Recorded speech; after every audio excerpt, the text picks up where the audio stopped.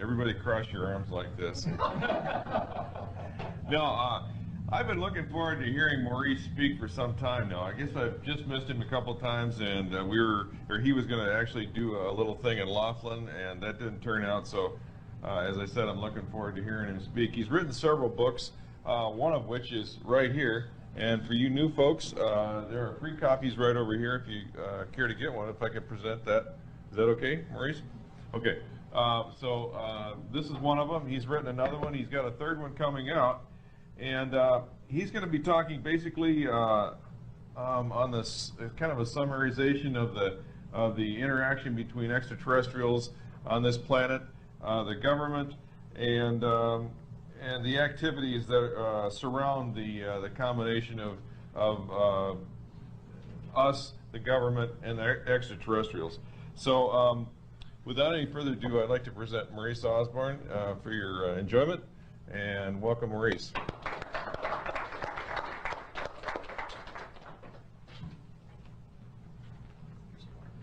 Thank you.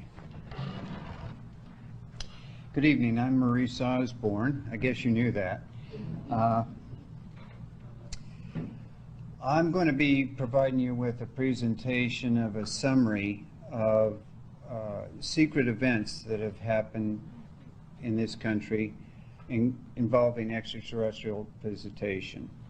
Now, I'm going to tell you right now that this information you're going to find to be very shocking and disturbing. And because you're also going to find it to be unbelievable, I want you to verify the validity of what I'm telling you yourself through the library and on the internet. When you go to the beginning of the nonfiction section of your library, you will find a whole host of books on this subject matter right after the computer books in section 001. And when you go on the internet, you'll find a wealth of information at website www.majesticdocuments.com. In addition, I am also providing free copies of my latest book, Alien Security, and it has an extensive reference section on the back of the book. Now, I'm going to be throwing a whole lot of information at you folks, and I suspect you'll probably have one or two questions. So you may want to take notes and write down your questions as you think of them. And I'll be happy to answer all questions at the end of the lecture. But please don't interrupt me in the middle of the lecture or I'll screw this up for sure. I don't want to do that. Okay. Now the plan is, there is a plan. The plan is that I give you my spiel and we have a question and answer period followed by a 10 or 15-minute break. When we get back, I'm going to show for you a videotape that I made about the most significant alien contact of all time. And now you're probably asking yourself, what the heck's this guy talking about? Well, I'm not going to tell you. Hey, I got to do something to keep you from walking out on me here. So keep you in suspense. All right, let's begin. Early in the morning of America's Independence Day, in 1947, a UFO crashed in the desert near Roswell, New Mexico. It was initially thought, based on radar data, that the UFO collided with an experimental aircraft out of Holloman Army Airfield. But when a rescue team parachuted to the aircraft's crash site, they found the aircraft intact, resting on the ground, with the pilot's body lying a short distance away. Now, they reported that the pilot's body had been dissected as you would a frog. A special Army recovery team was dispatched to the UFO crash site, which was several miles away. They found a large circular dish-shaped craft that had been split open because of its impact with the Earth. They also found 5 dead alien bodies of extraterrestrial nature. Now, there were many troubling things that happened at this site. One of them was when the Army got there, they discovered that there were about 20 civilians walking around the place checking everything out. Well, the Army got them all together, swore them to secrecy, and sent them on their way. Another disturbing thing was that 5 of the medical staff became ill and later died of profuse internal bleeding as a result of their contact with the alien bodies while wearing protective suits. Also, several members of the security detail suffered nervous breakdowns, and one even committed suicide. But the most disturbing thing of all was that they found the human body parts of that experimental aircraft pilot inside the craft. Well, the Army recovered the craft and all of the dead alien bodies and hid everything away. Now, based on all this information, who could blame President Truman from wanting to keep all of this secret from the American people?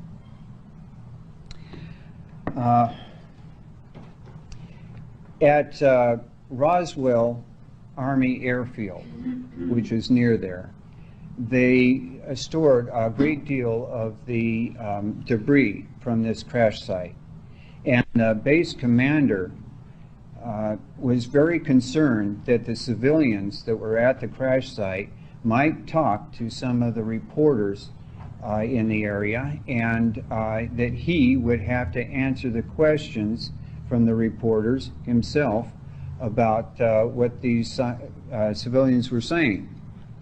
So what he did was he brought in his public relations officer. It was Lieutenant Hout, and he told him about the recovered UFO, and he told him to go and write up a public, what do they call that, a press release. And so all of a sudden this Lieutenant Hout realizes that he's about to write a press release of the most significant news story of all time. So he dutifully sits down in his office, writes the press release, and then goes out and hand delivers copies of it to all the newspapers and radio stations in the area. Well, sure enough, the next day, and the newspapers in the area, they all read in big headlines, "Army captures flying saucer." When President Truman heard about this, I mean, he was ticked off. I mean, he was furious at the breach of security. Now, in the Army, we had the same, and since we're in mixed company, forgive my language, but it said, "Shit rolls downhill." Well, President Truman decided to express his disapproval at what happened to the chairman of the Joint Chiefs of Staff. And the chairman likewise expressed his disapproval to the general that was responsible for the area in question. And of course, that general expressed his disapproval to the base commander. And you can imagine what happened to poor Lieutenant Howe. The base commander was ordered to go on an extended leave of absence. And all of the debris from the UFO was shipped to Texas, where the general's headquarters were. And the general went ahead and provided a press conference and told everybody in the news media that what the Army actually recovered was a crashed weather balloon. Well, the news media bought it, and in order to reinforce this, all of the people that had any knowledge about the crash site were rounded up and were either intimidated, coerced, paid off, or terminated in order to keep everything quiet. And it was very successful for many, many years. But I'm digressing here. The thing is that they performed autopsies on these dead alien bodies. They were essentially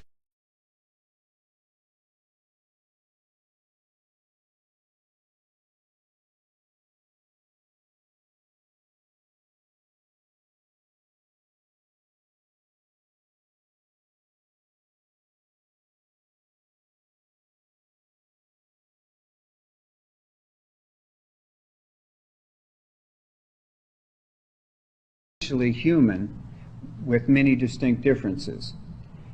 They found that the bodies were only about 3.5 feet tall, completely hairless, with grayish color skin, and no sex organs. The head was larger than a human's head and contained a much larger brain. The eyes were large and black, but the rest of the facial features were small, of nose, mouth, and ears. They also found that the mouth could not be used to ingest food. Well, they looked inside the body and discovered that it only had one large organ in the chest area. Now, there was no heart, lungs, stomach, kidneys, or urinary tract. Now, this posed many puzzling questions. How did the alien breathe, take nourishment, excrete body waste, circulate nutrients through the body, and reproduce itself? Well, it turns out that that one large organ had the combined function of a heart and lung, and that the aliens take nourishment by absorbing a biological slurry mixture through the pores of their skin, and they excrete body waste back out through those same pores. The food turned out to be made up of nutrients that were found in the human body parts in the craft. It was also discovered or determined that the aliens reproduced themselves through the cloning process, because it was found that all of the alien bodies were identical in every way. The circular dish shape of the UFO was like nothing anyone had ever seen before at the time. I mean, there were no propellers or jets, no wings or surface control surfaces. The surface of the craft had no weld marks, rivets, or soldering joints. The components of the craft appeared to be molded and pressed together into a perfect fit. They also found that the craft was powered by a small atomic engine. And below the power plant level, they discovered a ball turret 10 feet in diameter, which they assumed was the main propulsion unit that functioned like a bladeless turbine engine. Now, this is pretty bizarre stuff for the people in 1947. But only 4 days after the crash, UFOs were spotted over Murik Army Airfield, which later became known as Edwards Air Force Base, and over the secret Rogers Dry Lake Test Center. Well, the base went on full alert. F-51 fighter aircraft were scrambled to intercept the aircraft and shoot them down. Of course, it was a futile effort because the UFOs could fly rings around our most advanced fighter aircraft. Eventually, the UFOs departed without further incident, but President Truman responded quickly to the possibility of an attack or full-scale invasion by the aliens. A National Security Act was passed that same year, which created the CIA, the U.S. Air Force as a separate branch of military service, and the National Security Council, which is comprised of the President, Vice President, Secretary of State, and Secretary of Defense. Well, contingency plans were drawn up, and the Navy was given full operational control over all alien-related projects. The President also created a study group to advise the President on all matters relating to alien contact. It was comprised of 12 of the highest qualified individuals in the area of science, defense, and intelligence. They were known as the Majestic 12, and their advice was to keep everything about the aliens secret, attempt to find a way to communicate with the aliens, and to find a way of being able to research their technology with funds that were not accountable to anyone. Well, they decided to use the funds from the importation, distribution, and sale of illegal drugs to the American people. Now, Admiral Forrestal, as Secretary of Defense, took offense to this and was forced to resign. He was then admitted to Bethesda Naval Hospital for treatment of an acute paranoid disorder. It was reported that he died while attempting to hang himself. The fact that his arms were tied behind his back at the time was simply overlooked. I'd say he had reason to be paranoid, wouldn't you? He was thrown out of like the upper level, died from a fall out of the window. Yeah.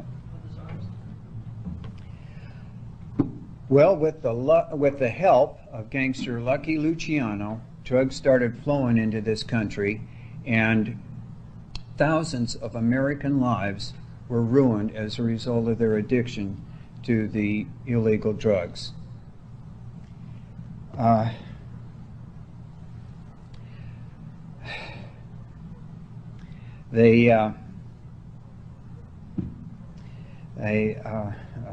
sorry, I know some people that suffered this fate. In any case, by 1951, they finally had enough drug money to be able to build Dreamland, which stands for Data Repository and Maintenance Land, at Area 51 in Nevada. They were then ready to begin testing and evaluating the alien technology that they'd been recovering over the years. They did it completely outside of congressional scrutiny and of the knowledge of the mainstream government. In 1952, several agencies were created by the government to help deal with the alien problem. The National Security Agency was established, and together with the CIA and the newly founded National Reconnaissance Office, as well as the Delta Security Forces, they completely took over all alien contact related activities. In 1953, Project Sigma was successful in establishing communications with a gray-skinned species commonly referred to as Greys, who stated that their abduction of humans was merely for examination purposes, that they meant us no harm, and that they were willing to share their advanced technology with our government. Well, another blonde-haired, blue-eyed, human-looking species from the Pleiades star system met with President Eisenhower to warn him about the true intentions of the Greys, which is to take over the world, and they offered us their help. Well, in order for us to get their help, we would have to destroy all of our nuclear weapons, begin teaching our people to practice unconditional love and acceptance of our fellow man, stop polluting the planet, and invite them to come and help us. Well, their offer was refused because they wouldn't share their advanced technology with us. They stated that humanity was not spiritually evolved enough to be able to deal with their technology. So it was decided instead to enter into an agreement with the Greys, whereby the U.S. would not interfere with alien activities or reveal the alien presence. And the aliens would be permitted to maintain underground bases on U.S. soil, as well as being able to abduct humans on a periodic and limited basis for medical examinations, provided that they were returned unharmed and without memory of the incident, and that a list of their names would be provided to the National Security Council on a regular basis. In exchange, the aliens agreed to make their advanced technology available to our government. Now, this doesn't sound like a bad deal, does it? Unless, of course, you're one of those that are abducted, or you don't care about what the aliens are doing in their underground bases. A meeting took place, which was just like in the movie Close Encounters of the Third Kind. At this meeting, a representative of humanity and the alien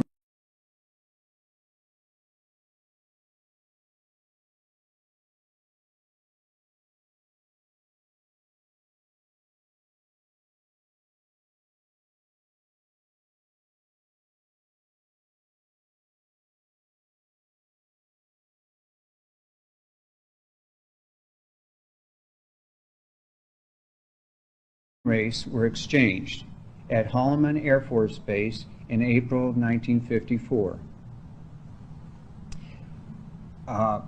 Within a year after that, it became obvious that the Greys had broken their agreement and were abducting far more people than they were reporting to the NSC, including large numbers of children.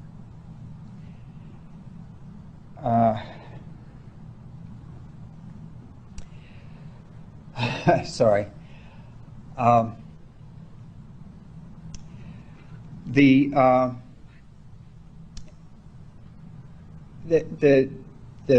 Majestic 12 realized that they had made a mistake in trusting the Greys, but there was little that they could do other than trying to keep everything secret in order to prevent a panic. The abductions turned out to be used for the insertion of tiny implant devices through the nasal cavity into the brain for purposes of monitoring, tracking, and control of the abductees, post-hypnotic suggestions were also introduced to have the abductee perform specific tasks during certain periods of time.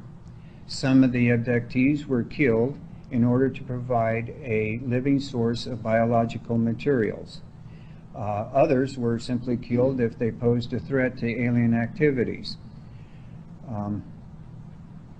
Genetic experiments were conducted on others, and there were many, many women that were impregnated for 3-month pregnancies in order to conceive of crossbred infants. Now, in 1956, Air Force Sergeant Jonathan P. Levet was observed being abducted by a UFO. His mutilated body was discovered 3 days later, with the lower portion of his jaw and tongue removed, along with his eyes, anus, and genitals. There was no blood in the body or anywhere on the ground. Sounds a lot like an animal mutilation, doesn't it? Well, by 1958, Dreamland was in full operation to begin testing and evaluating the advanced technology that the Greys were providing to the government. Some of the alien craft were dismantled in order to find out how they worked. Unfortunately, our people were better at taking things apart than they were at putting them back together again. But some of the alien craft were fully operational and were test flown by American servicemen. The aliens also provided the fuel to power their craft. It turned out to be element 115, which cannot be found on the periodic chart of elements. An element that heavy cannot possibly be created here on Earth. They also discovered that none of the alien technology could be used against the aliens should the need arise. I'm going to now read for you the notes of a speech that was written by President John F. Kennedy, which he was going to deliver in a televised address to the nation. That is, until he was assassinated on November 22nd, 1963. This is what he would have said. My fellow Americans, people of the world, today we set forth on a journey into a new era. One age, the childhood of mankind, is ending, and another age is about to begin. The journey of which I speak is full of unknowable challenges, but I believe that all of our yesterdays, all of the struggles of the past, have uniquely prepared our generations to prevail. Citizens of this earth, we are not alone.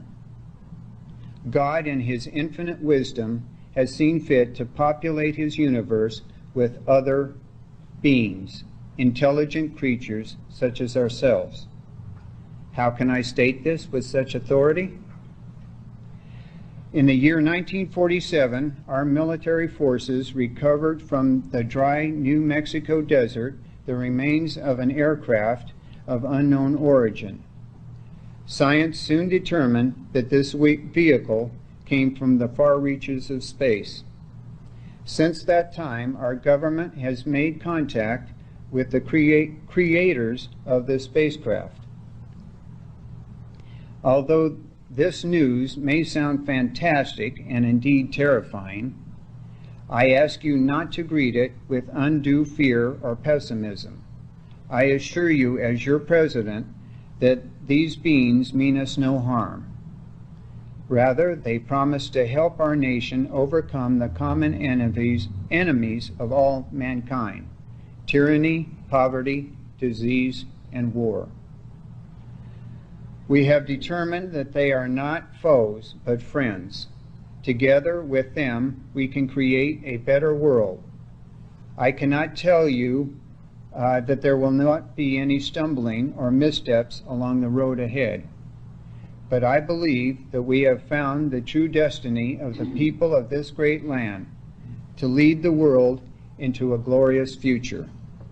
In the coming days, weeks, and months, you will learn more about these visitors, why they are here, and why our leaders have kept their presence a secret from you for so long. I ask you to look to the future not with timidity, but with courage, because we can achieve in our time the ancient vision of peace on earth and prosperity for all humankind. God bless you.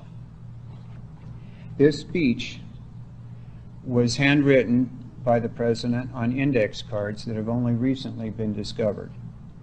Professor Lawrence Merrick of Cambridge, Massachusetts, will be disclosing this speech in a new book entitled The Killing of the Messenger, The Death of JFK. Today, there are many underground bases in this country that are jointly used by aliens and humans. The most infamous of which is located near the town of Dulce, New Mexico. It is a biogenetics research facility with 7 or more levels. The top 3 levels contain offices, quarters, and facilities for the humans that live and work there. Level 4 has laboratories for human psychic research that are all geared toward the control and manipulation of humans. Level 5 is alien quarters, and level 6 is the biogenetics research facility. It is commonly referred to as Nightmare Hall by the people who work there. This is where slave beings are bred to perform specific tasks. There are multi-legged beings that are half human and half octopus. There are cute little furry creatures that mimic human words and cry like a baby. There are also large mixtures of human lizards in cages, and there are birds, fish, seals, and mice that can be barely considered those species. There are also winged humanoids that are bat-like creatures between 3 and 7 feet tall. Now, level 7 is even worse, with row after row of thousands of human children and adults in cold storage. Here too are the embryo storage vats with humanoids in various stages of development. And there are many, many humans that are stored in clear cylindrical containers where they're suspended in a yellow or amber fluid, and they are alive and conscious, but unable to move or to make a single sound. In 1979, a resistance movement was formed by the people who work there, and a confrontation broke out involving weapons. between the humans and the aliens. When it was all over, 44 scientists and 66 military servicemen lost their lives. Today, the base is in full operation, and one can only imagine what they've accomplished in the 23 years since then. Ladies and gentlemen, there is a secret government in this country that is killing our children with drugs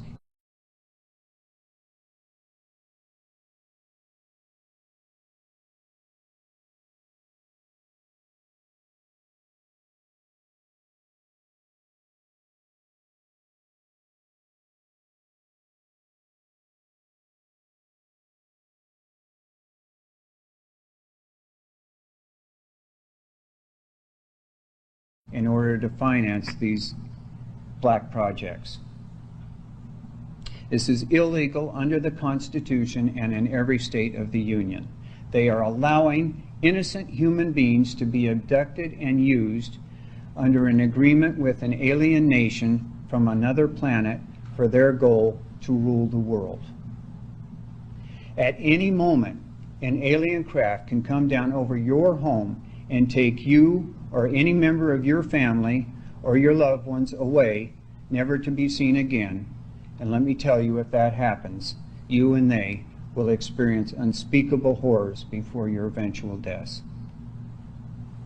I believe that it is in order for us to extricate ourselves from the covert and sinister plans of these beings from the aliens that have entered into an agreement with our government which has occurred completely outside of the knowledge and consent of the American people, we are going to need to regain control over our government.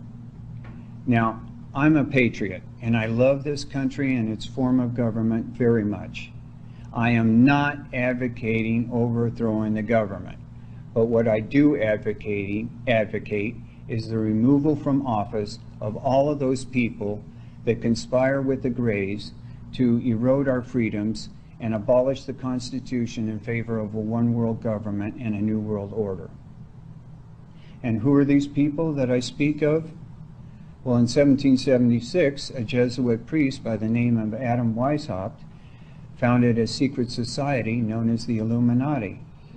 They entered into an agreement with an alien nation who offered them rulership of the world and the world's economy in return for doing the bidding of these alien beings. They branched out to nearly every nation on this earth, and today the ancestors of that society are really the rulers in those countries. They are known as the Bilderberger Group, and they meet in secret once or twice every year in different locations throughout the world. In May 19th, 1919, these people established the Council on Foreign Relations in this country and the Royal Institute on Foreign Affairs in England. Today, the Council on Foreign Relations is the most influential semi-secret organization in America.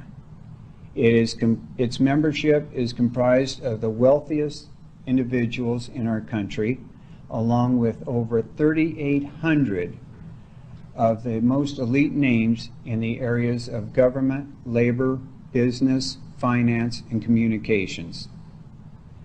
They have staffed nearly every key position in every administration since those of FDR. Those are the people who rule this nation.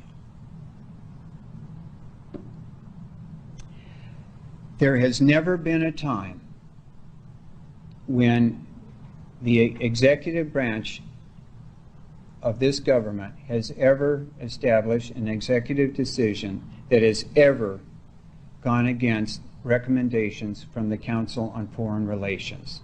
That should tell you just how powerful they are. And how are these people recruited? Well, in 1832, a secret society was founded at Yale University known as Skull and Bones. This is a religious cult where people worship the skull as a means to contemplate their own deaths. Blood-curdling screams are heard coming from the tombs of Skull and Bones. This is where members reveal their sexual autobiographies in what is termed connubial bliss. They are initiated into this web by laying naked in a coffin before their fellow members. And what trusted members of our government are members of this group, of this cult? Why, none other than President George W. Bush Jr. and his father, George Bush Sr. Did I forget to mention that the president's grandfather, Senator Prescott Bush, as a partner to a firm called Brown Brothers Harriman, financed Adolf Hitler? I believe that we're going to need the help of the blonde-haired, blue-eyed beings from the Pleiades system to help us in this struggle. But in order to get their help, we are going to need to start practicing unconditional love and acceptance of our fellow man, stop polluting the planet, and invite them to come and help us. Now, although you're being asked to love and accept everyone as children of God, this does not mean that you have to trust and permit them to harm you, your loved ones, or this great nation. What it means is that you should understand that everyone is evolving in their own way, and that you should do everything in your power to preserve your freedoms and the rights of all mankind.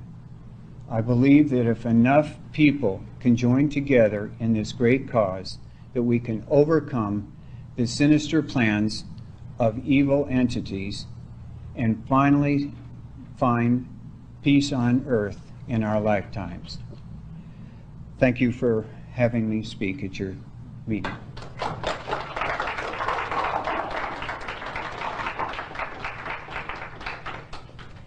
I don't suppose anybody has any questions. Okay. Yeah, how far tied in is the rituals, satanic rituals, and obviously that is involved in the practice of skulls and bones, the Illuminati, and that whole thing, which moves right into the kidnapping of children and absolutely killing children that the news is prominently advertising these days. But how does that fit into the Luciferian battles? Are they separate or are they integrated? I'm not familiar with Luciferian battles. Oh, okay. But I am very familiar with the kidnapping of children for these religious cults. Right. How they, if you've ever heard Mr. Ted Gunderson, an ex-FBI special agent who is in charge of over 700 FBI agents in Los Angeles, in Memphis, and in Washington, D.C., he'll tell you all about how these religious cults are kidnapping children for their religious ceremonies, or for their cult ceremonies. It's disgusting, and they're getting away with it. Anyone else? Yes. Relationship of the reptilians to the Greys and the That's an excellent question. You know, I never mentioned the reptilians at all. To tell you the truth, glad you brought that up. My first book was called Alien Life Forms. It discussed 9 different alien species that are the most active here on this planet. I prepared a speech all for that, but you'll have to invite me back for that. The deal is with the relationship, well, what he's referring to is that there is a reptilian race. All right, I'll get into it. The deal is that I call these people lizard people because they stand like human beings with arms and hands, but they have the head and skin of a lizard with vertical slit eyes and all of that, and claws instead of hands. Now, their leader elite is a winged serpent from the Draco, what do they call that? Constellation. These are the rulers over the Greys. The Greys take their orders from the reptilians. But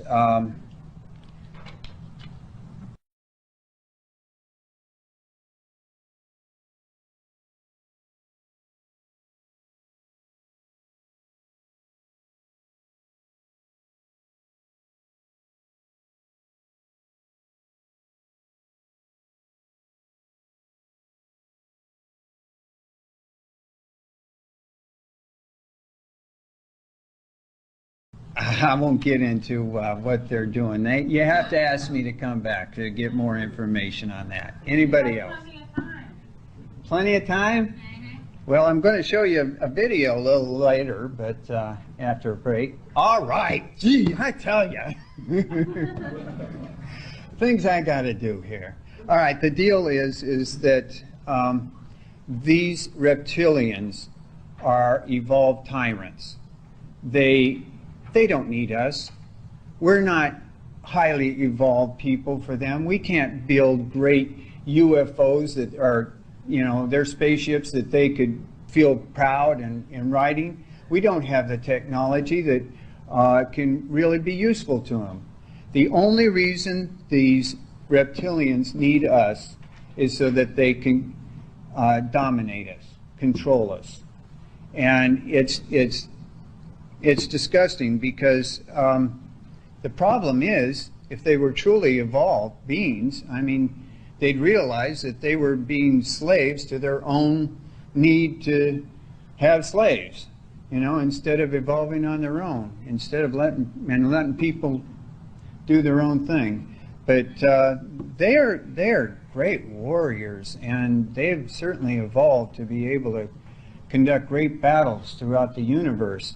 The Greys, on the other hand, are very intelligent beings, extremely intelligent.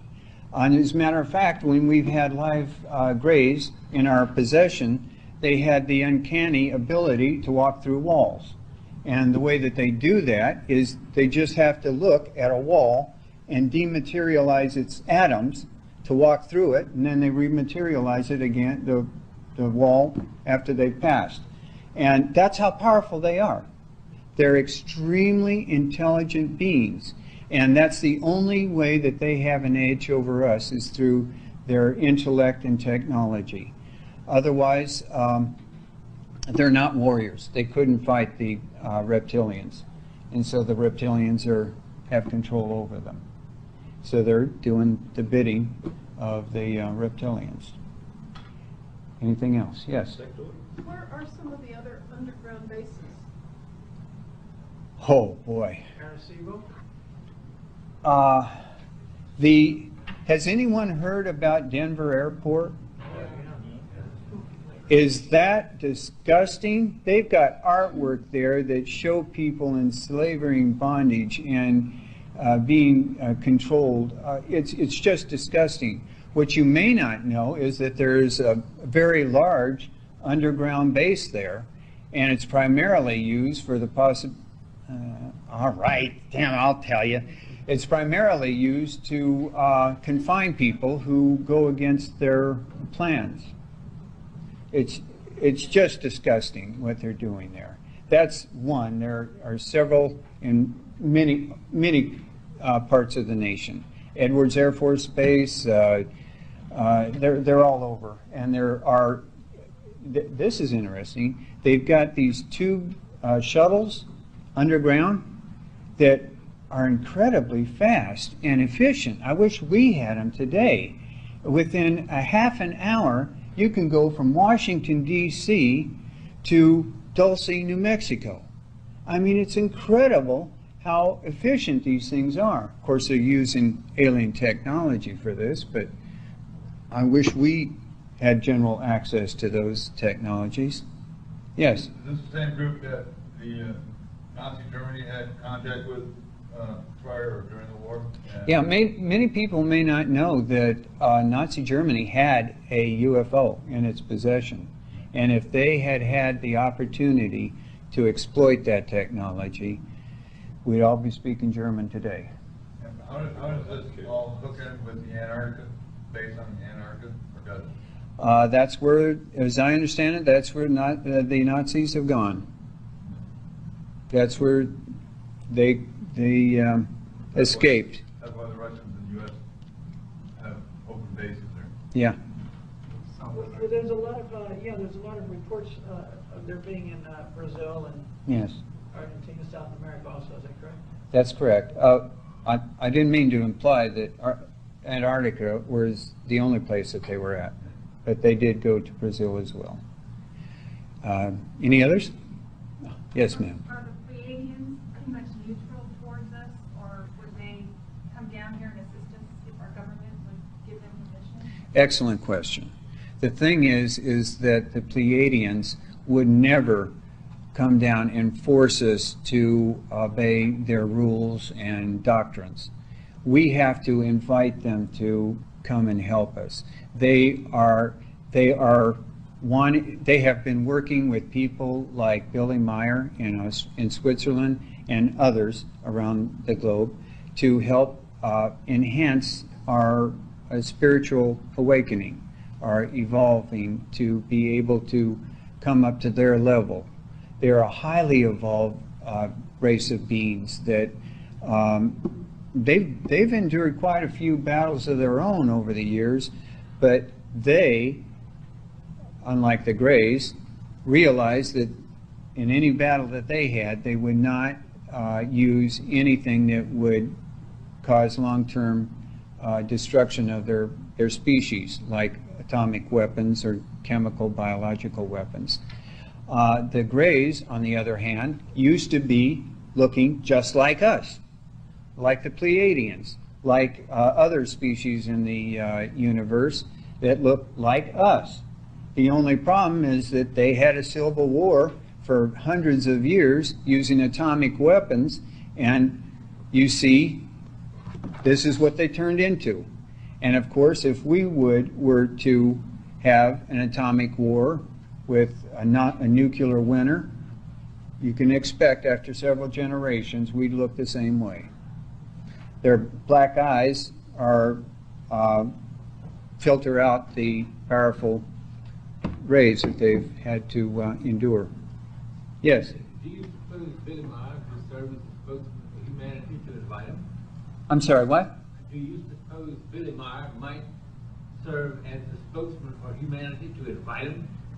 He has served in that function for a long time as our representative, and he's gotten hundreds and hundreds and hundreds of pages of information from the Pleiades that have been passed on. The only problem for us is that he only speaks German. But there are a lot of his notes have been translated and made available in this country, and a lot of people go to the bookstores. What do they call that? New Age section, and you'll find a lot of books about the Pleiadians. Yes, sir. I was wondering about all these different groups. Are they all have different agendas, or is it being orchestrated so they fit into a whole, or is it all just everybody's to themselves? Another excellent question. There is order in the world. There really is. The deal is that. Heck. All right, I'll tell you. Originally, people that look like us, but highly evolved, that they don't even need a body anymore, a biological body. They have light beings, light bodies. They are very evolved. what they came from the Andromeda galaxy, and as recent as has recently been discovered, there's a black hole through the middle of the Andromeda galaxy. They came here by traveling through that black hole and came into the Milky Way galaxy and ended up in the Lyra system. They then branched out to many different areas, and that's where we have the Pleiadians and many other species, Procyon and many others. That any redheads in the? Oh, we do have a redhead here. If you're red-haired, you are from the Arcturian system. Your ancestry is from there. There are many people that look like. It's just that we have all been helped in our evolution and who we are today. And there are people from many different parts of space that have helped in our development. Well, was I a meanie or a good?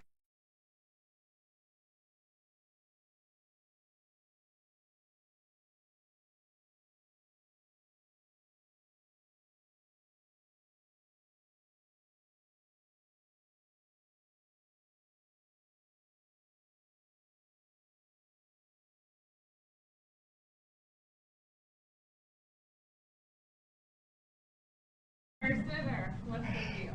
No, the Arcturians actually are neutral towards humanity. They don't get involved.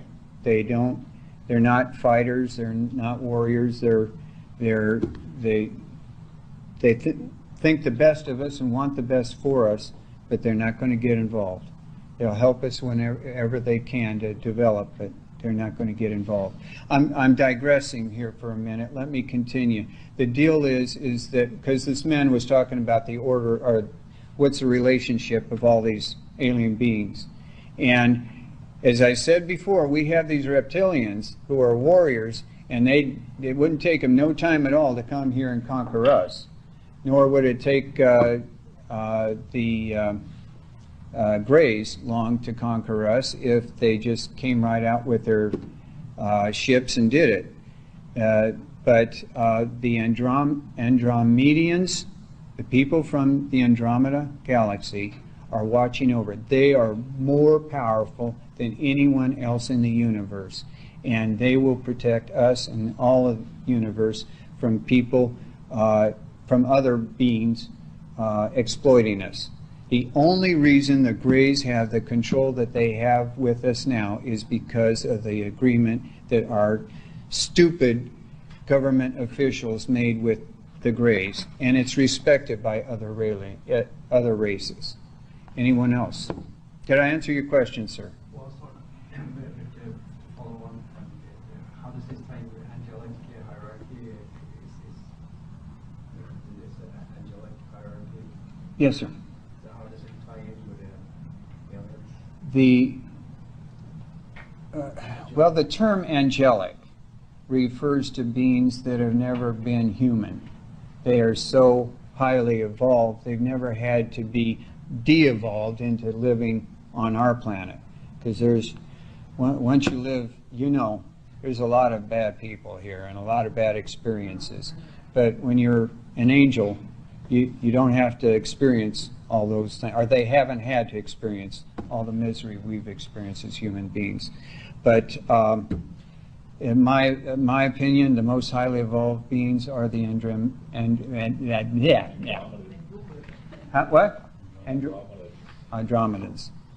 All right, next question.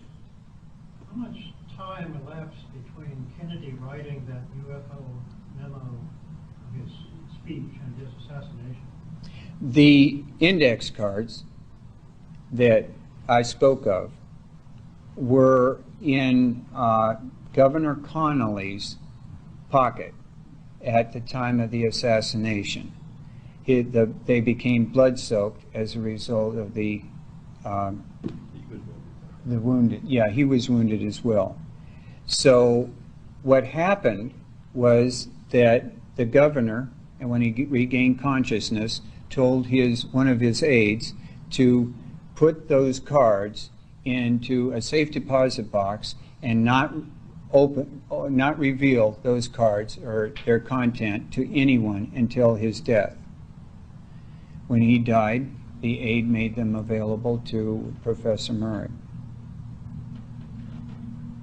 Anyone else? Yes, sir.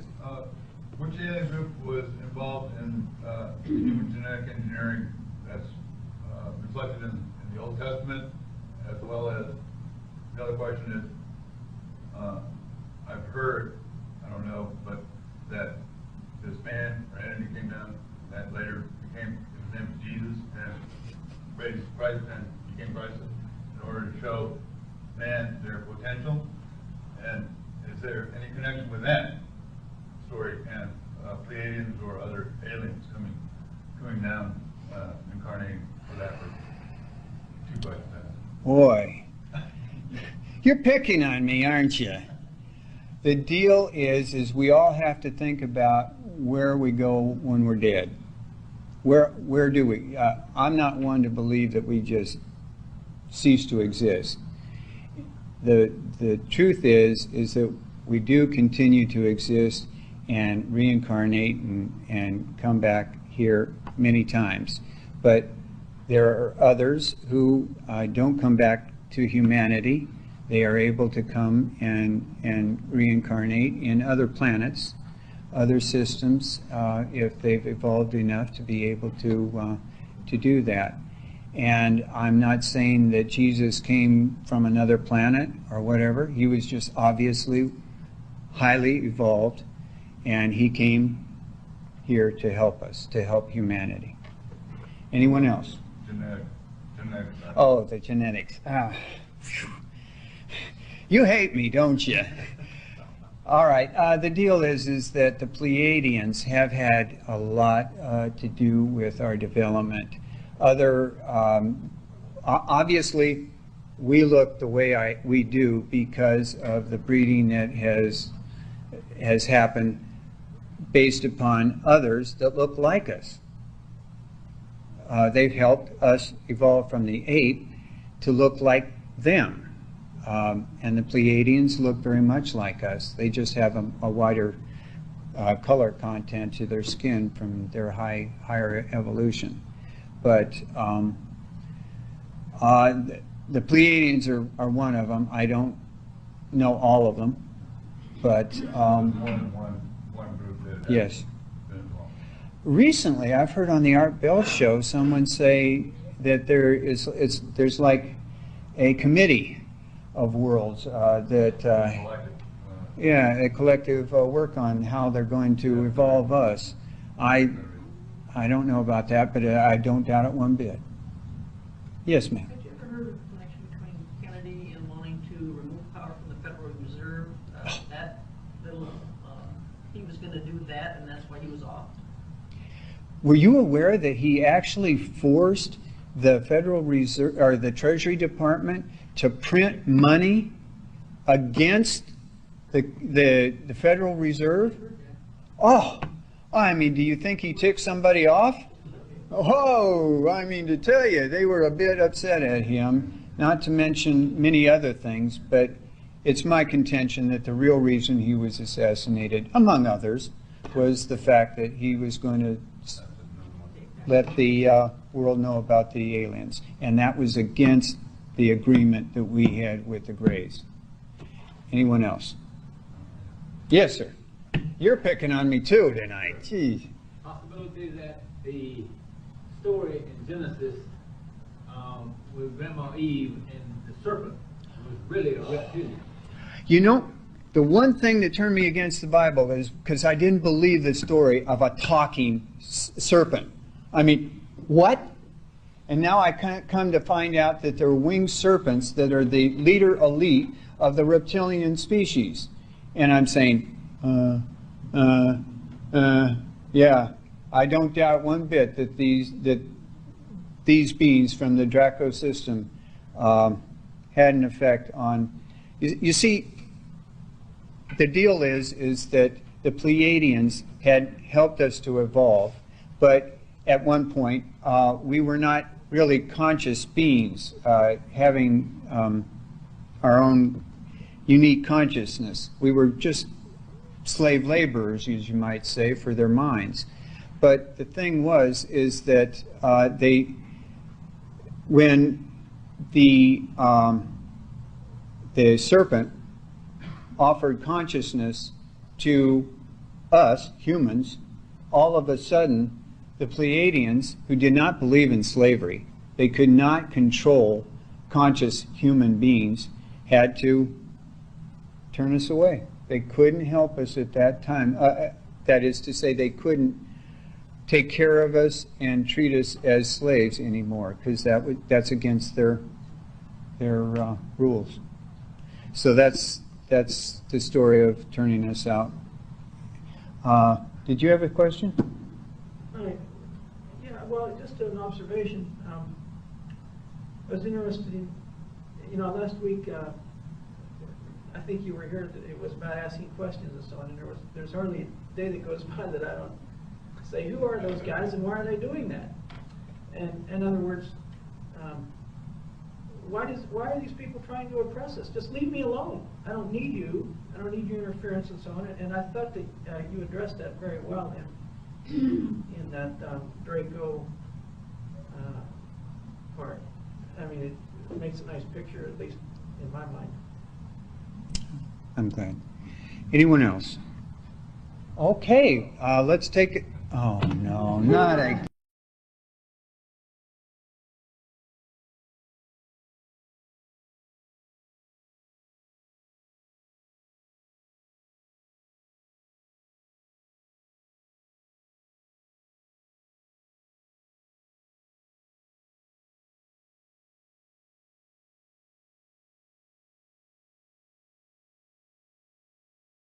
Evidently, in Mars, there was some sort of intelligence that used to be there once upon a time.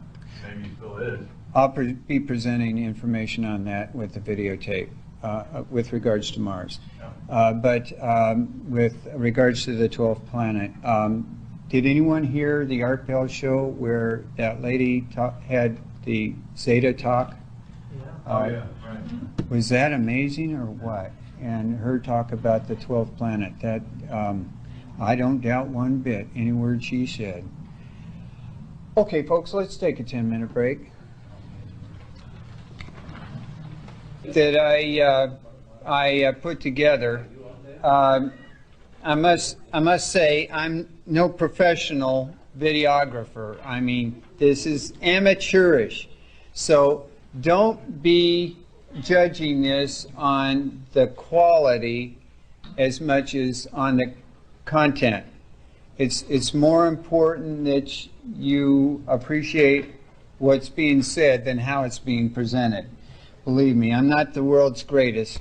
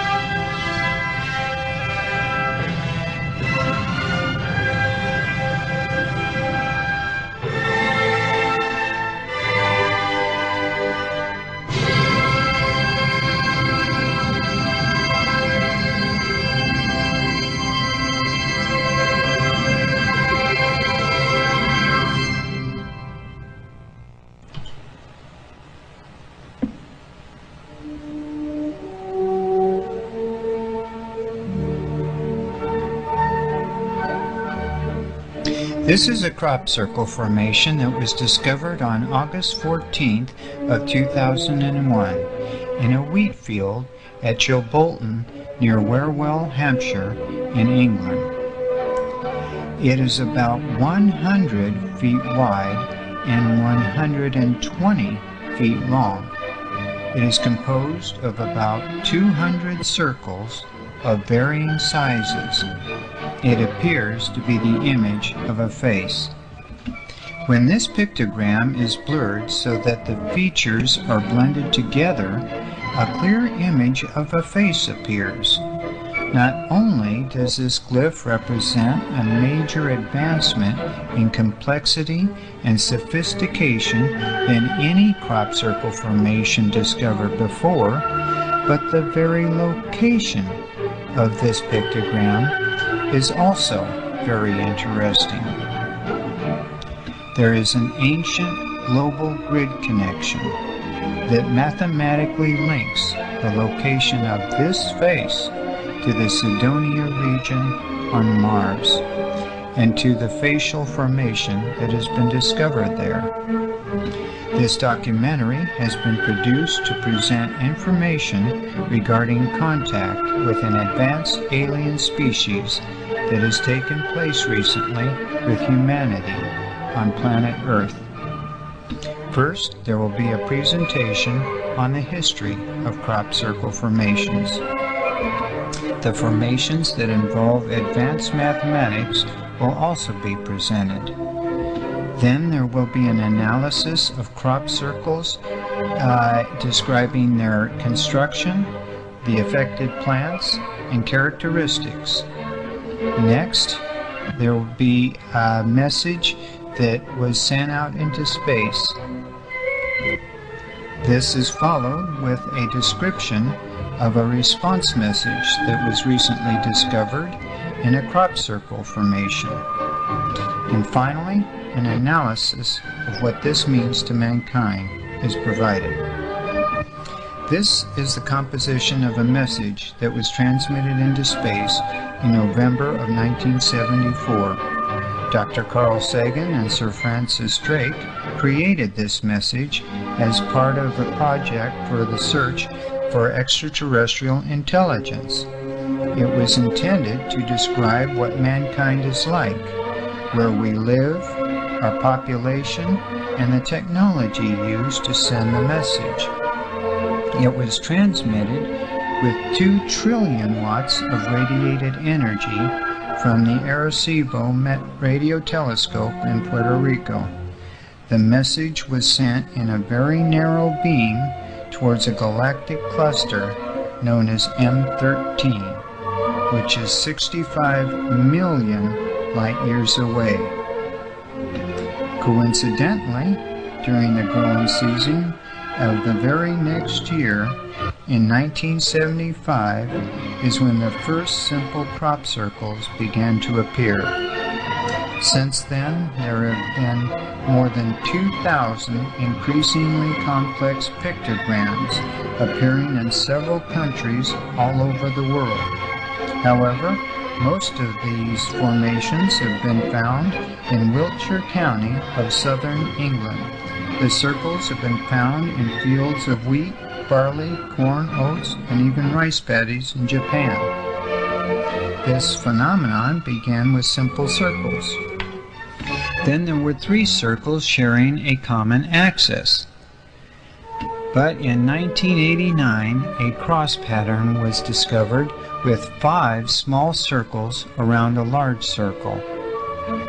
And it was in 1990 when straight lines began to appear on the pictograms. Since then, there have been magnificent patterns of intricate designs and sophistication that have been discovered around the world. And on June 17th of 2001, this spectacular formation appeared on the east field of Alton Barnes, England. It is 648 feet long and contains 89 circles forming twin strands that wind around a central backbone of 12 large circles in a line. This appears to be a replica of the double helix of DNA, the building blocks of life. But the most startling formations of all are the ones that depict advanced mathematical concepts, such as this glyph that appeared at Barbary Castle in England in July 17, 1991. And on August 12th of 1991, this incredible glyph was discovered near Ingleton in Cambridgeshire, England. It appears to represent a fractal mathematical cipher known as a Mandelbrot set. It is the most complex object in the universe and defines an eerie repeating mathematical order beneath the surface of chaos. And on July 8th of 1996, this formation appeared just across the road from the ancient site known as Stonehenge.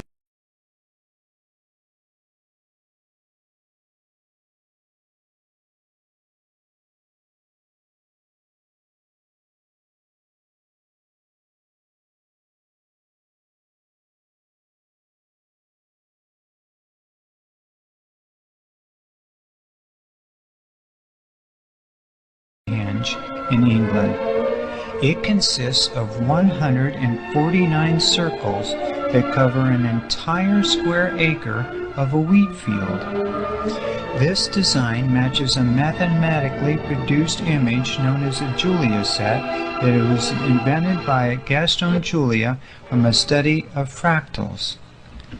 And on July 30th of 1996, a formation with 194 circles over 1,000 feet in diameter was found at Windmill Hill near Yettsbury, Wiltshire, England. It consists of 3 strands of the Julia set. This formation has been found to have remarkable mathematical consistencies in triangular forms.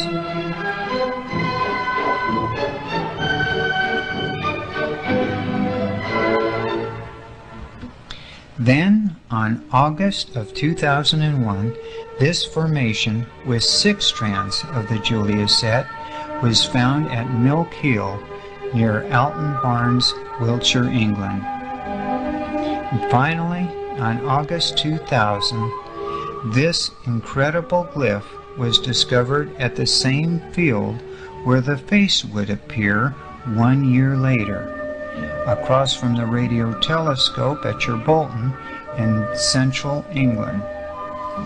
It is the most complex mathematical formation seen thus far.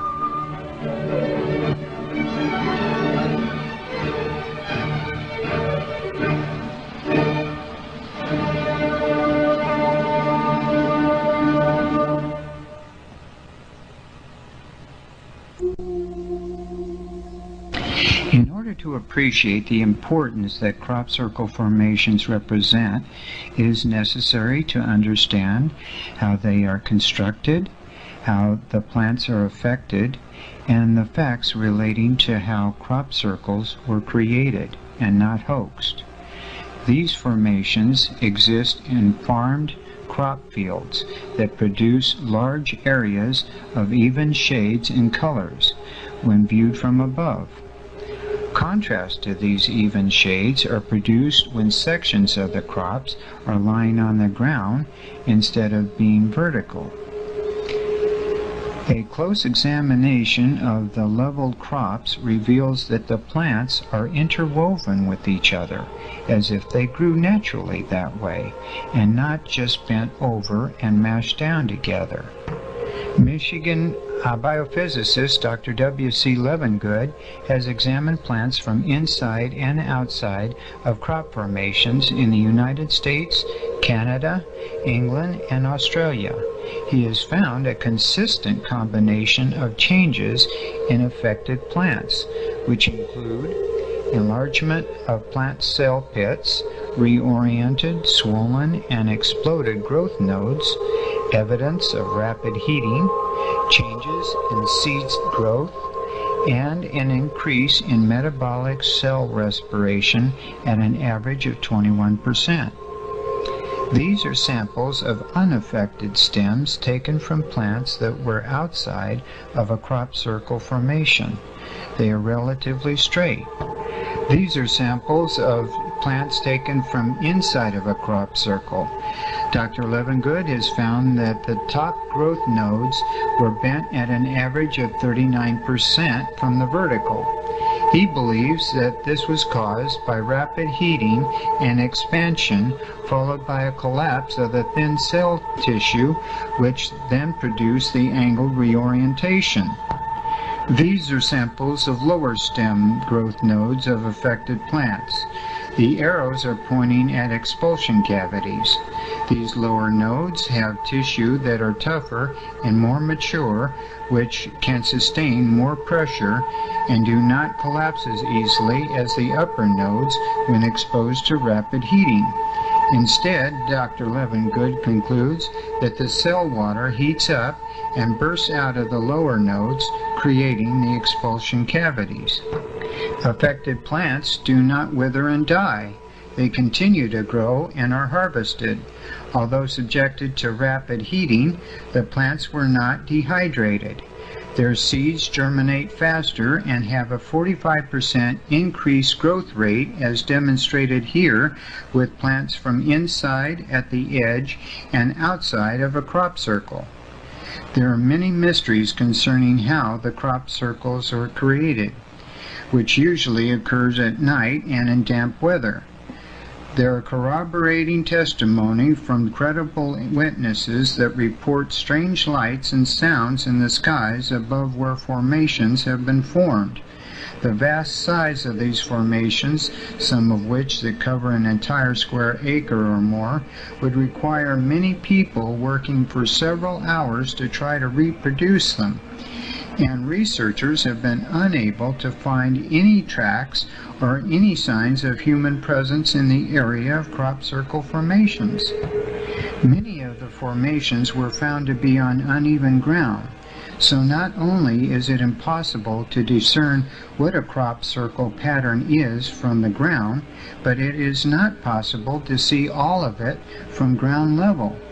The precise layout of the pictograms would require a very high level of sophisticated technological competence that could not be accomplished at night without lighting, and there were no lights in the field at the time that the formations were created. The swirling and interwoven nature of the affected plants cannot be accomplished by simply tromping on the plants. Dr. Levengood has stated that whatever is doing these formations is affecting the fundamental biophysics and biochemistry of the plants. He hypothesizes that the crop circles are created with a spinning plasma and microwave energy. Now, let's get back to the message that was sent out into space. It is known as the Arecibo message, named after the radio telescope that sent it in November of 1974.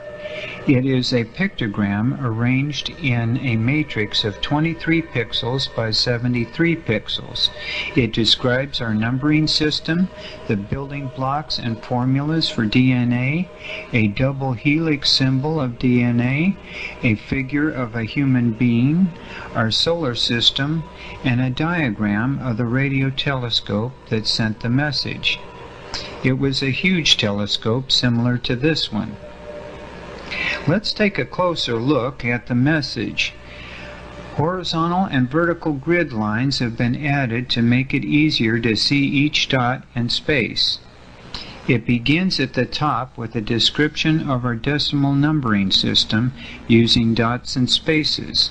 This is the basic computer numbering system known as binary that works with ones and zeros, or in this case, with dots and spaces. But this system needs a starting point. That's what these tabs here represent. The ones and zeros up here relate to the dots and spaces here. Notice that there is a dot and 2 spaces in this first column above the starting tab. This is represented by a 1 and 2 zeros up here. Likewise, there is a 0, 1, 0 here that relates to the space dot space here, and so on. To interpret what the 1s and 0s mean, we begin with the digit next to the starting tab. A 1 digit in this row has a value of 1. A 1 in the next row has a value that is twice the value of the previous row, or 2. Likewise, a 1 in this row is equal to twice the previous value, or 4. If there were any 1s in this row, they would have a value of 8. In order to determine the total value of all of the 1s in this column, you simply add the values of all of the 1s. For instance, there is only a single 1 digit, and it has a value of 1, so the total is 1. This column also has only a single 1 digit, but it has a value of 2, so the total is 2. In this column, there are 2 of the 1 digits. This one has a value of 1, and this one has a value of 2. So you add the values of 1 and 2 together.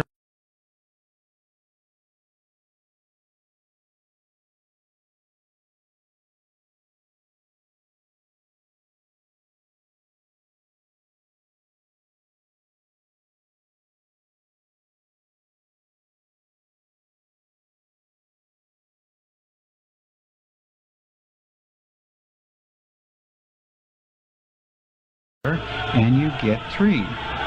This column only has a single 1 digit with a value of 4, so the total is 4. But this column has 2 of the 1 digits with values of 1 and 4, so the total is 5. Here we have values of 2 and 4 for a total of 6, and here we have a value of 1, 2, and 4 for a total of 7. Now for this number, they did something very interesting. Instead of showing a value of 8 in this row, they have a dot, or a 1 digit, at the beginning of the next column over.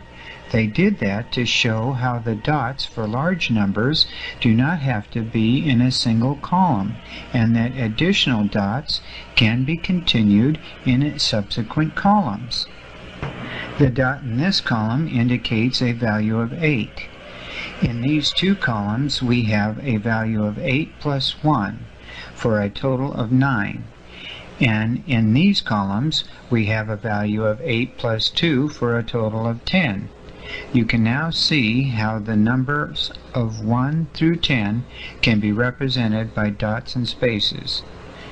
These columns represent the numbers 1, 6, 7, 8, and 15. When you look these numbers up in the periodic table of elements, you find that they represent the atomic numbers for hydrogen, carbon, nitrogen, oxygen, and phosphorus, which are the basic elements for life. These numbers represent formulas for sugars and bases in nucleotides of DNA. And this long series of dots and spaces represents the number of nucleotides in DNA, which is 4,294,966,110. Finally, these curved lines represent the double helix of DNA.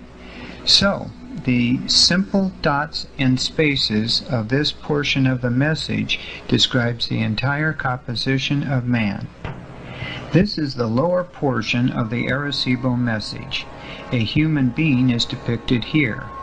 These dots represent the number 14, which indicates mankind's height.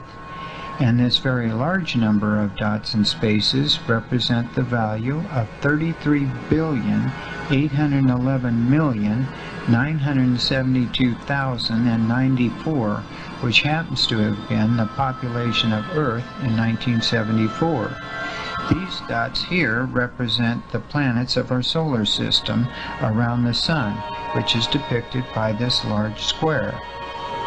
Then you have Mercury, Venus, Earth, Mars, Jupiter, Saturn, Uranus, Neptune, and Pluto. Notice how the symbol for Earth is higher than the rest to indicate where mankind lives. Finally, we have what looks like a rainbow over the letter M, but actually it is a depiction of the Arecibo telescope. The middle of the M is where radio energy is bounced off of the dish and then out into space. The dots and spaces at the bottom represent the number 9,598, which indicate the diameter of the telescope's dish. On August 19, 2001, just 5 days after the crop formation of the giant face appeared, and in the very same field as the face, this latest formation appeared near the 80-foot radio telescope at Bolton in England. It is 75 feet wide and 120 feet long. Look carefully. Doesn't this glyph look like another design that you have seen before? This pictogram is actually very similar to the Arecibo message that was sent out into space 27 years before this latest formation and this face appeared. However, there are some very interesting subtle differences between the two. This is the layout of the crop circle message with horizontal and vertical grid lines added to make it easier to see each dot in space. The dots and spaces here are the exact same binary representations of the decimal numbering system as it appeared in the Arecibo message. However, this pattern is different, while these patterns are the same. These curved lines are also the same, but these straight lines are different, and everything else is different. However, it all directly relates to what was sent in the Arecibo message of 1974. Now, let's take a closer look at how these two messages are different. This is the Arecibo message, and this is the Bolton message with grid lines added. As I said before, these dots of our numbering system are identical. However, there are some subtle differences in the rest of the message. Let's examine what those differences are. This dot pattern in the new message is slightly different from the old one. These dots originally represented the atomic numbers for the building blocks of life as we know it. But this new pattern has an extra column of dots that relate to the atomic number of 14, which is the element silicon. Does this mean that whoever designed this message has silicon in the makeup of their DNA? It is interesting that these dots, which represent formulas for the sugars and bases in the nucleotides of DNA, are the same in the new message. I guess this means that we got it right. However, the new message has a space in this long dot pattern, which represents the number of nucleotides in DNA. That causes the number to be decreased by 262,034. And instead of a double helix symbol, as represented in the old message, this side of the new message has a triple helix symbol. But the most interesting dot pattern of all is where instead of a depiction of a human being, as presented in the old message, the new message has a different depiction of a humanoid form. This new depiction shows a body with 2 arms and legs like humans, but the head is much bigger. And this pattern here, which represents the height of the body, has a value of 8 instead of a value of 14 that the old message indicated was the height of man. This would indicate that this other body is a little taller than half our height. And this dot pattern in the new message, which represents population, is also different from the old message. It indicates a population that is almost 6.5 billion larger than our own. Now let's examine these dot patterns here. The dots in the Arecibo message represented the 9 planets around the Sun. These long lines indicated the relative size of the planets. Notice how this dot, which represents Earth, is above all of the others in order to indicate where humanity lives. Also notice how Earth's dot is located directly below that of the depiction of man. In the new message, there are 3 dots that are raised above the rest. They refer to the planets of Earth, Mars, and Jupiter. However, it is the dot for Mars that is located directly below the humanoid body. Does this mean that the designers of this message come from Mars? In addition to the dots for Earth and Mars, notice how there are 4 dots that represent Jupiter, which also appear to be elevated to the same height. But instead of just representing Jupiter as a straight line, as in the case with Saturn, which is roughly the same size, there are 4 dots forming a circle. Jupiter is too big with too much gravity to support life. However, there are 4 moons around Jupiter that are roughly the same size as our moon.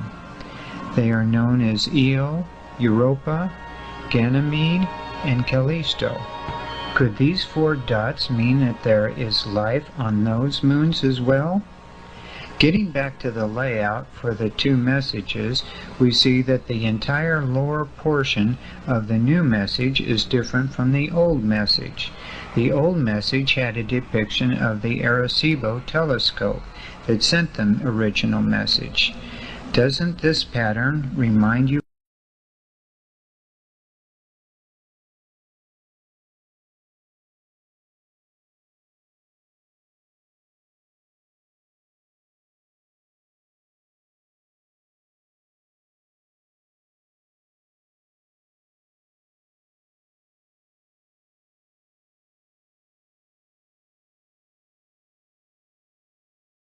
of something that you have seen before?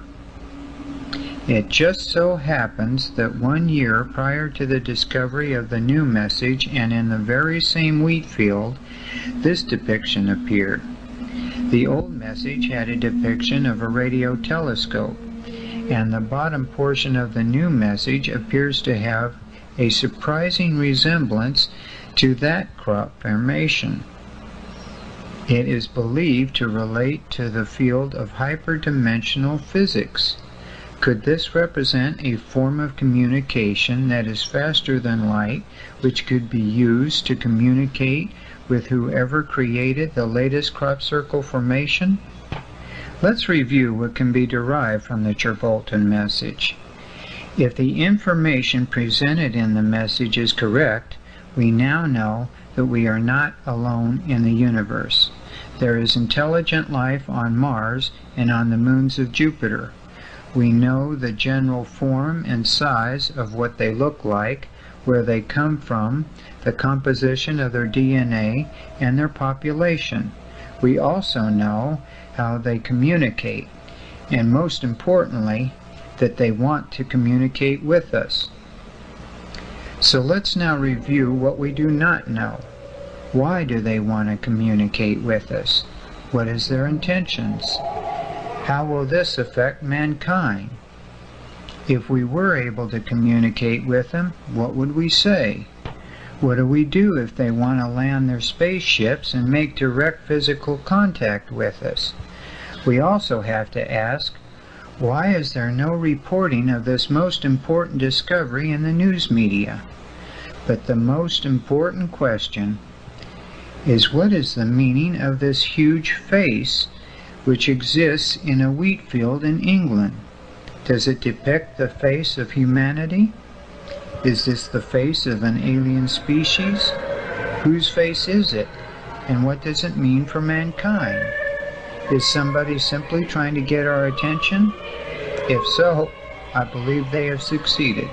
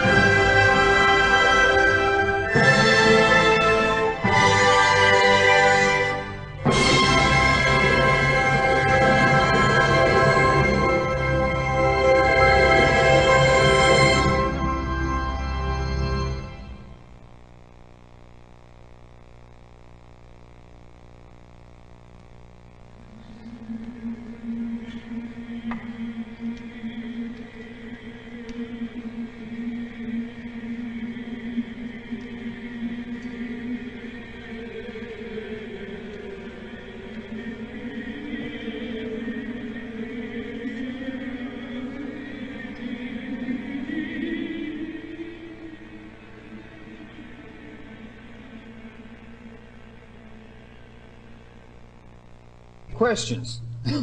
Okay. Do you have a website? Yes, I do. It's in the book. Did you get a copy of the book? Yes. It's there. The video, the books, as many copies as you want, and anything else that you want, free to anybody, just let me know what you want. Yes, ma'am. Why do you think majority of these crop circles are being formed in England? Seems like most of them are in England. I have no idea. Of course, that one important crop circle was right across the road from Stonehenge, which is, well, who knows what the meaning of Stonehenge I was is. there last night, summer solstice. Yeah. The one big thing about this that is really something that I'm going to be watching for is the fact that right now is the season for new crop circle formations. I can't wait to find out what's going to happen next. Now, whatever happens next is obviously going to be something better than what we got already, and that's pretty hard to do with that face. I mean, that's pretty spectacular. But then you got to ask yourself, now what if there weren't any more? What does that mean? Does that mean they've told us all they already want to know, that they want to tell us? Or are they prevented? Studying the lessons. Yeah. Okay, folks, any other questions? Yes. Any clue on which group is responding? Well, it's pretty obvious.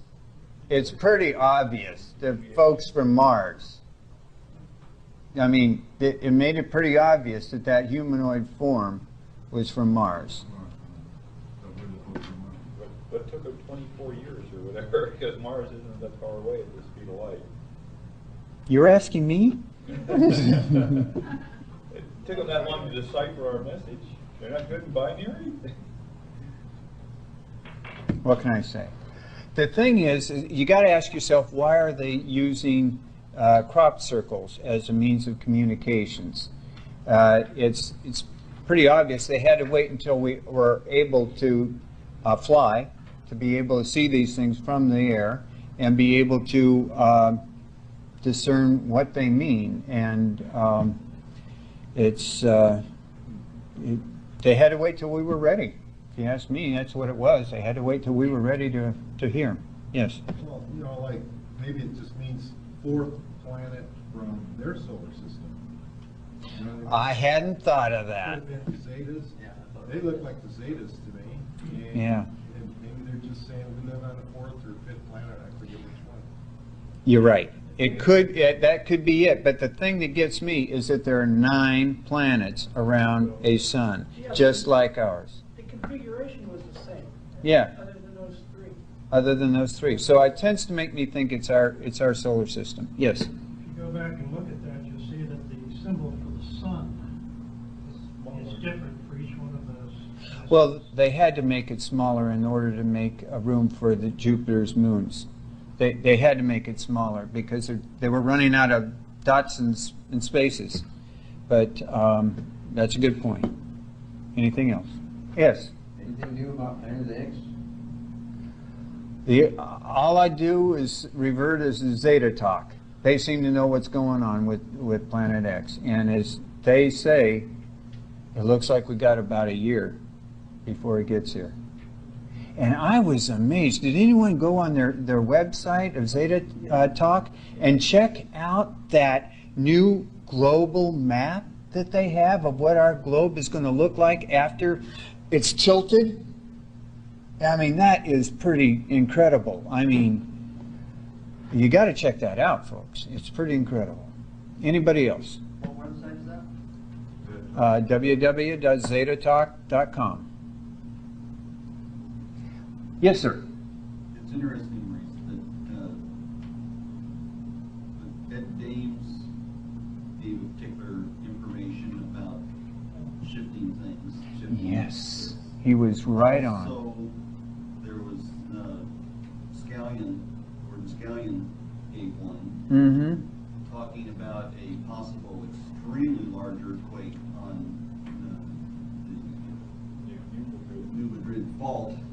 last week there was one on the northern portion of the New Madrid Fault, 5 point something, I think it was Illinois. Evansville, Indiana. Indiana, in an area that normally doesn't have it. It just, it's maybe a coincidence that all three of these people came within a couple of weeks of each other on there, and all talking about the same thing of a major planet coming close, maybe causing extreme damage to the population. So Yes. Good.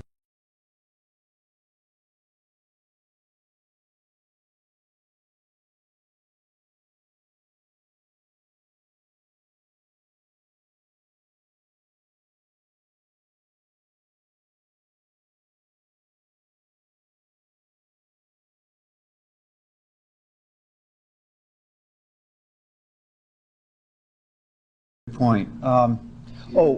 Let's give credit where credit is due. The reason why we know about the association of that message, crop circle message, with the one Arecibo message, was because it was Richard C. Hoagland who made the association and announced to everybody on the Art Bell show what it was all about. If it hadn't have been for him, God knows if we'd ever made the connection. I mean, let's give credit where credit is due. Has he analyzed it in that way, you know? In many similar ways, he hasn't made the leap that I've made. Yeah. This is relatively new. Yes, sir. Somebody else in the article showed all this was a prank, you know. Yeah, some prank. Anyone else? Have you seen the crop circles firsthand yet? No, I have not. I wish I had. And the reason why my new book, Alien Contact, is not out is because all of these crop circle pictures are copyright protected. And I can't be using these pictures without permission. And so it means that I now have to go to take the trouble of drawing what these formations are before I can get the book out. But eventually it will. Well, come next week and see Barbara Land's. Yes. Yes. I cannot wait to hear what she has to say. Yes, sir. Have anybody done a book with the pictures of all the circles? Yes. Oh, yes, there have been many. Yeah, there have been many. It's really amazing. why don't they have them on T-shirts? They do. Listen. Take your money over to Laughlin and you can just spend all your money you want. Oh, yeah. Put anyone they want on any T-shirt. Maurice, thank you very much. I'll put it on my time. Thank you. Thank you. Pleasure.